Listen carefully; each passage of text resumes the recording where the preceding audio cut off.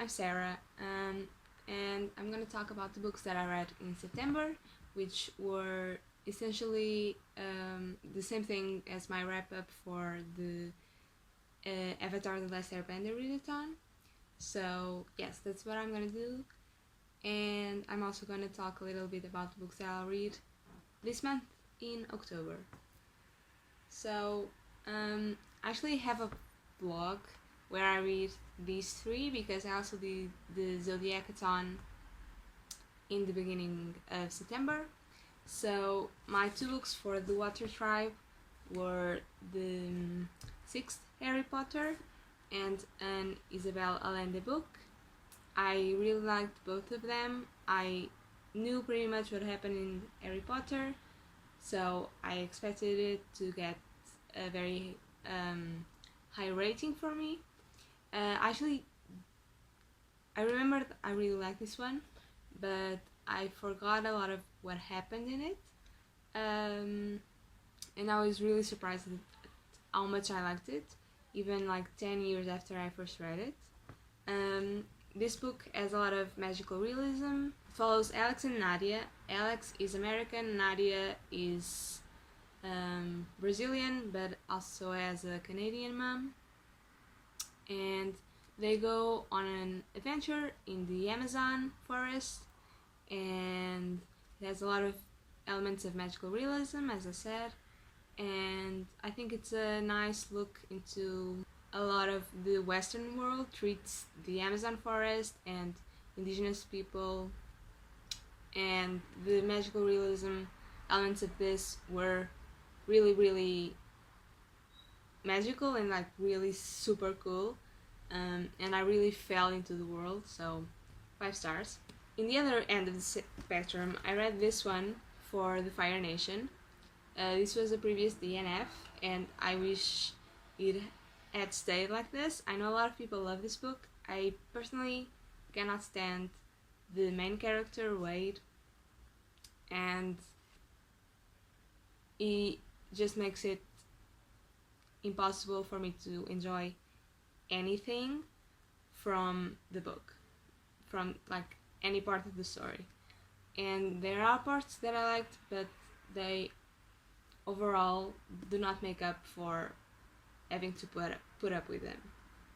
So I gave this one 2 stars, I believe. For the other Fire Nation read, I read Atonement. I gave this one 3 stars. I actually much preferred the movie. I love the movie. I don't really like the book. I don't know what it is. I don't know if it's slow. I think maybe the type of descriptiveness of it just didn't really pull me into the story. It just becomes a very boring read, and because I have seen the movie and I've loved the movie so much in comparison to like how the story is told in that one, this didn't add anything, and it was just like a more boring way of consuming that story. So watch the movie, and like if you're interested, also watch the movie with the commentary. I remember listening with the commentary on, and that was pretty interesting as well. And you pretty much get everything that the book could give you in terms of like character motivation and anything like that. I did really like the last 25 pages of this, which are like the final part of the book, which is called London 1999, and that part is different from the movie. In the movie is like an interview. Here is just 2 days in her life, and that part was pretty cool, but everything else just didn't really pull me in that much. Then for the Earth Nation first, I actually read only ebooks. For Chosen Family, I read Crooked Kingdom. I was reading Six of Crows in August and I didn't finish it. I finished Six of Crows in September, and then I started Crooked Kingdom like immediately because I love Six of Crows so much. So I started Crooked Kingdom immediately after, and I really loved it. If you don't know, the Six of Crows, it's actually part of a bigger universe by Leigh Bardugo, and you don't need to read the rest of the books. Like, I have not read any of them, but in these 2 books you follow a crew of 6 people, all from very different backgrounds. Representation is incredible. There's disabled representation, there's different races, different sexualities, and yeah, the rep is incredible. It's a heist book, so this crew of 6 late teens, I wouldn't say they are underdogs, but are definitely like fringe, you know, they have each other and no one else, and they go on this heist to free someone, and you have their journey and the entire heist, and it's really cool to see their interactions and see the relationships between them, both platonic and romantic, developing. Jasper is definitely my fave. It's so like witty constantly. I love him so much. It's not wit, it's just constant dirty jokes, and I love it. I highly recommend that one. I don't know, I love books with chosen family overall. Yes, please, thank you. The other book I read was The Alchemist by Paulo Coelho. I did not like that one. It is sort of a story, sort of a self-help book. It takes you on a journey with a boy, which is called The Boy, and he travels from Spain through the whole of northern Africa until he reaches Egypt, and he meets a lot of people on the way, and it's a very moral book, and it's definitely there to like show you moral lessons in like each step of his journey. But I don't think that's, none of like the lessons are like something amazing. They are not told in like a groundbreaking way. And overall I just was not committed to the story, and I just did not care for it, and I thought maybe it was like the translation, because I read this in English and it's originally in Portuguese. But then I looked on Goodreads, and both Portuguese and English people said the same thing, and someone talked about the translation, said it doesn't really affect this at all, so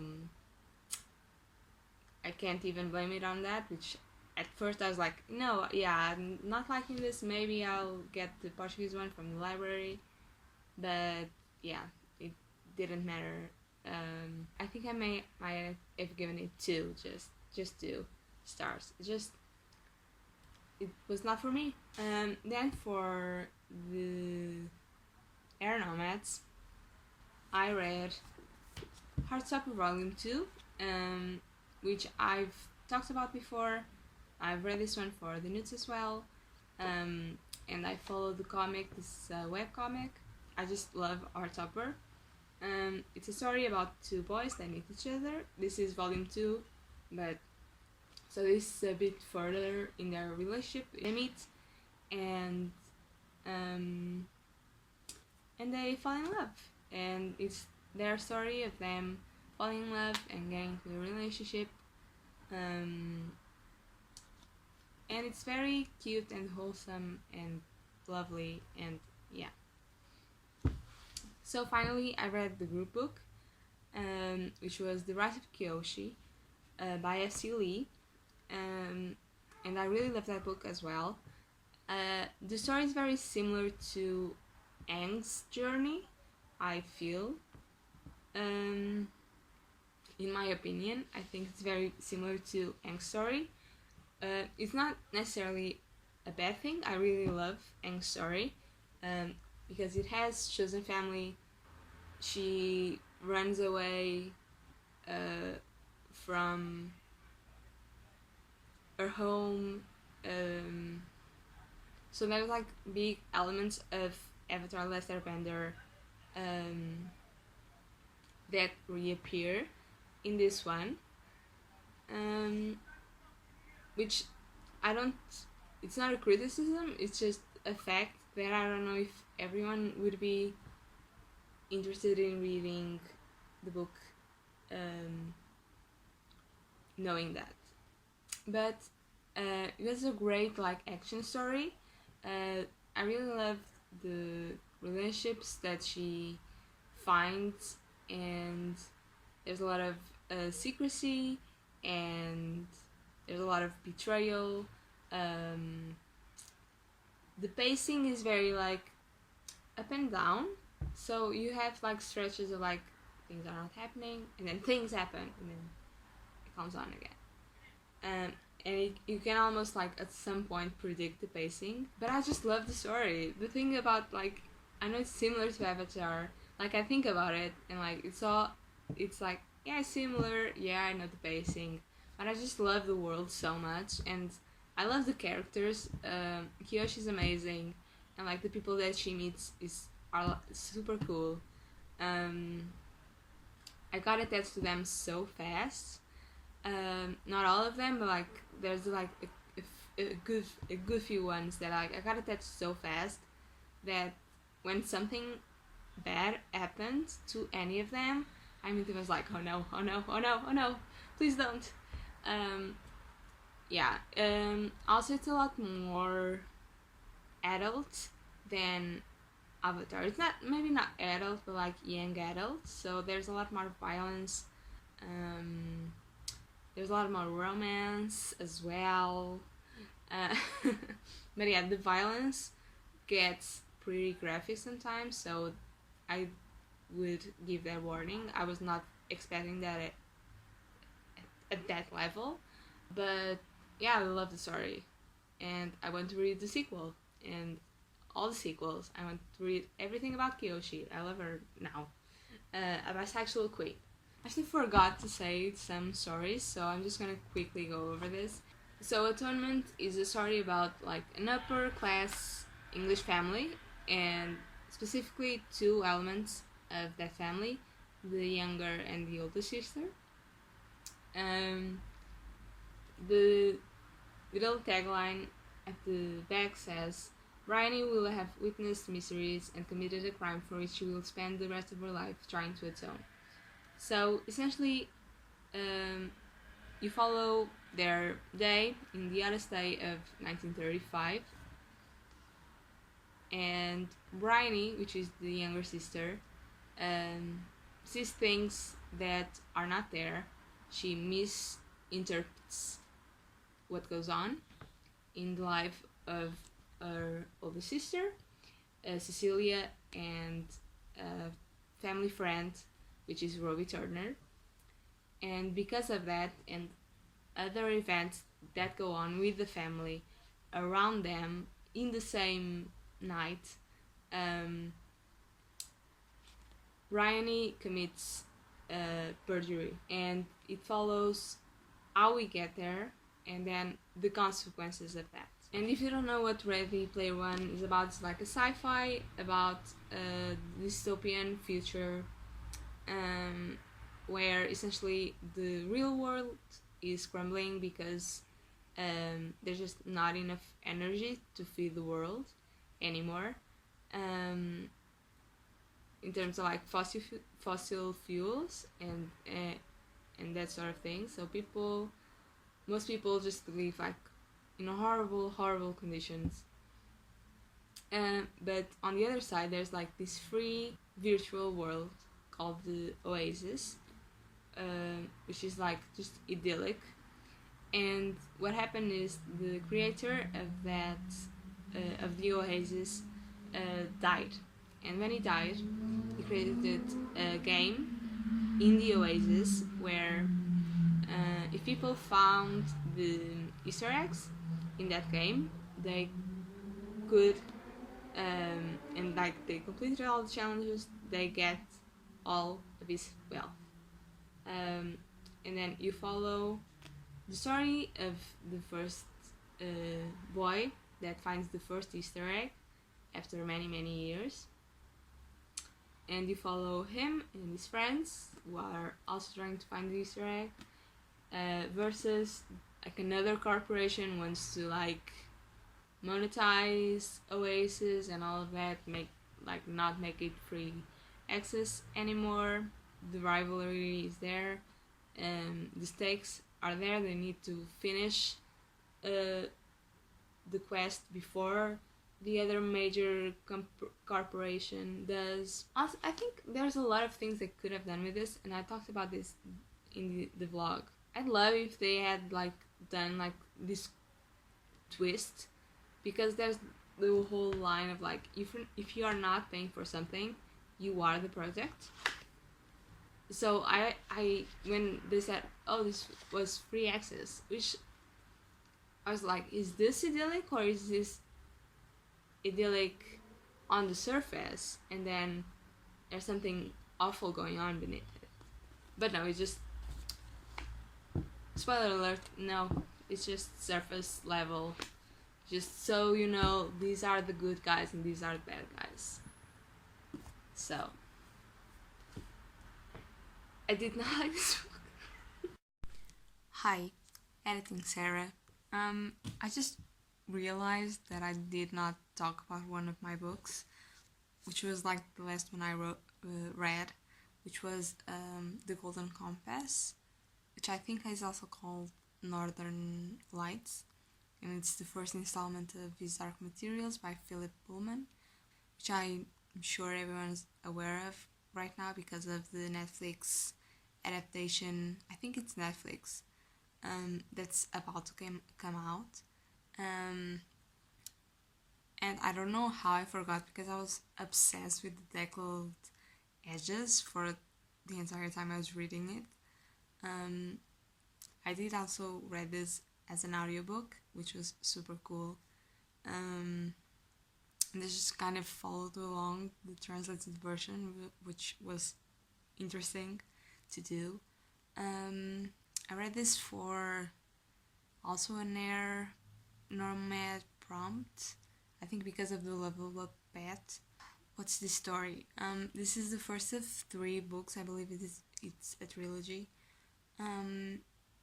It's kind of magical realism. It's definitely set in our world because Lyra, our main character, lives in Oxford. It's her journey. She's a chosen one, but she does not know about it. There's a lot of magical realism, as you can see by the giant bear in an armor. Yeah, I've seen that's an anti-Christian thesis, in the sense it's the antithesis to Narnia, which apparently is very Christian themed. I never read those either. Yikes.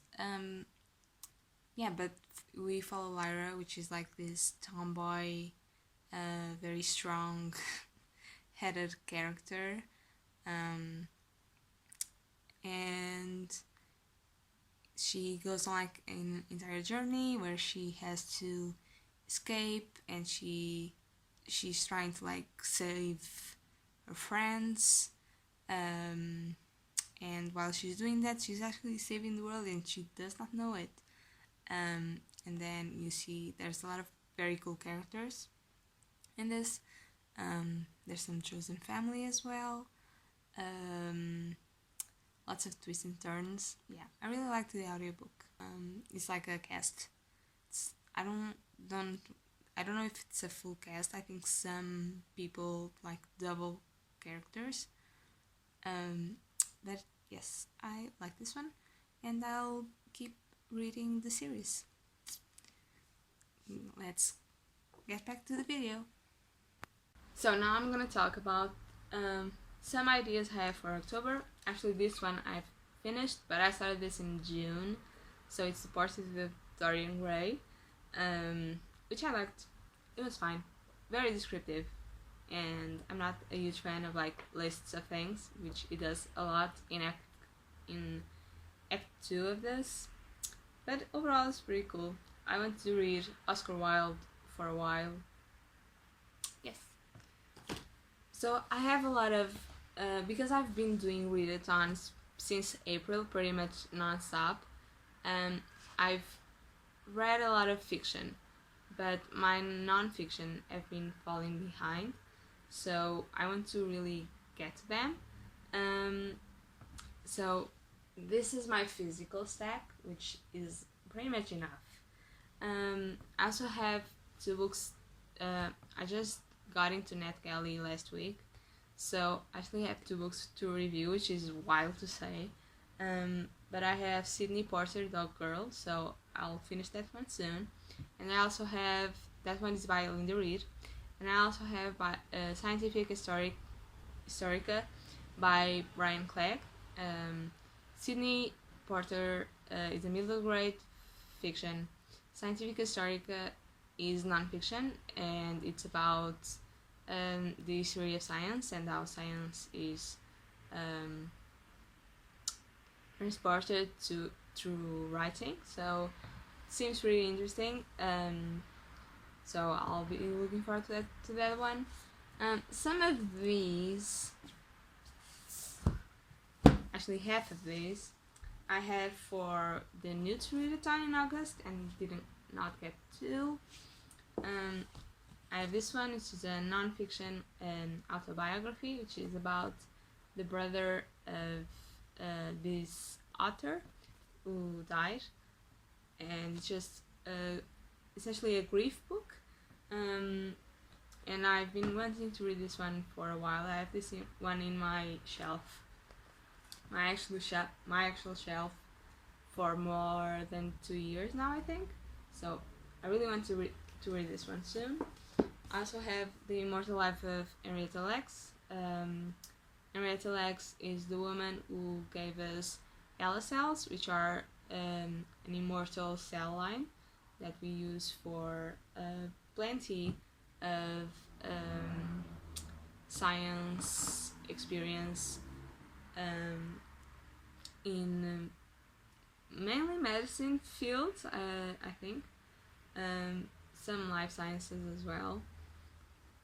And this is her story, because we actually got her cells without her consent. She was a black woman who, I think she died of cancer. I knew she had cancer, and that's how they got cells in one of those operations. And I'm not completely sure if she died from the cancer or not, but I know like the surface level story, and I want to know all the story. So yeah.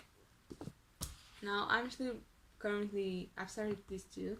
So this is Gaia, which is like a concept. Actually I've read the preface of this, so I don't think I'm gonna like this one. But I'll see. But it talks about this concept of Gaia, which is like just an overall. It looks at the world as one single organism, which has a name that I'm not gonna right now. But it's always cool. I think it takes a bit more of a humanistic view at it as well, and I did not buy it with that in mind. I bought it more on a science view, but let's see what goes on. I'm also reading *Sapiens*. Everyone else read this, so I'm not gonna. So I'm trying to read *Sapiens*. I have this one. I think it's about kind of sexuality, but I'm not completely sure. Also, I've skimmed this one before. Talks a lot about Freud, Sigmund Freud. Yes, talks a lot about Freud's ideas, which I'm not a complete fan of.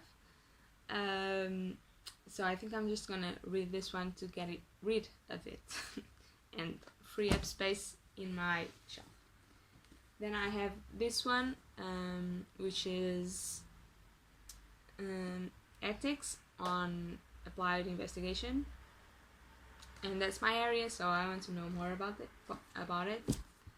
And then I have this book for like 7 years, which are Letters to a Young Scientist, which is me. I'm a young scientist, so I want to see what Edward Wilson has to say to me.